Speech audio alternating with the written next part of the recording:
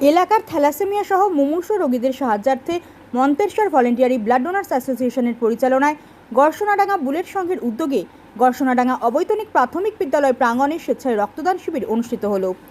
এর আগে একবার হয়েছিল, এই নিয়ে দ্বিতীয় বছরে পদার্পণ করলো।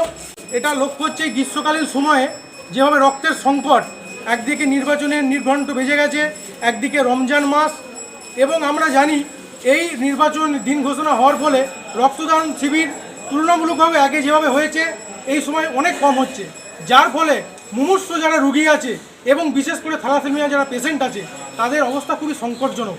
তাই এই অবস্থায় মেডিকেল কলেজ, বর্ধমান মেডিকেল কলেজের আহ্বানে আমরা সাড়া দিয়ে গড়সোনাডাঙ্গা প্রাথমিক বিদ্যালয়ে আজকে এই স্বেচ্ছা রক্তদান শিবিরের উদ্যোক্তারা ও মন্তেশ্বর ব্লকের ভলেন্টিয়ারি ব্লাড ডোনার্স অ্যাসোসিয়েশনের পক্ষে রাজীব মুখার্জি, বুলেট ক্লাবের সম্পাদক অদীপ ঘোষরা জানান, এই প্রত্যন্ত এলাকায় চাষি ও গরিব মানুষের বসবাসের এলাকা, তাই এলাকার থ্যালাসেমিয়া মুমূর্ষু রোগীদের সাহায্যার্থে ব্লাড ব্যাঙ্কগুলির রক্তের চাহিদা মেটাতে এই Manteswar block voluntary blood donors অ্যাসোসিয়েশনের পরিচালনায় গড়সোনাডাঙ্গার ক্লাবের উদ্যোগ থেকে 2 বছর পদার্পণ করল এই রক্তদান শিবির।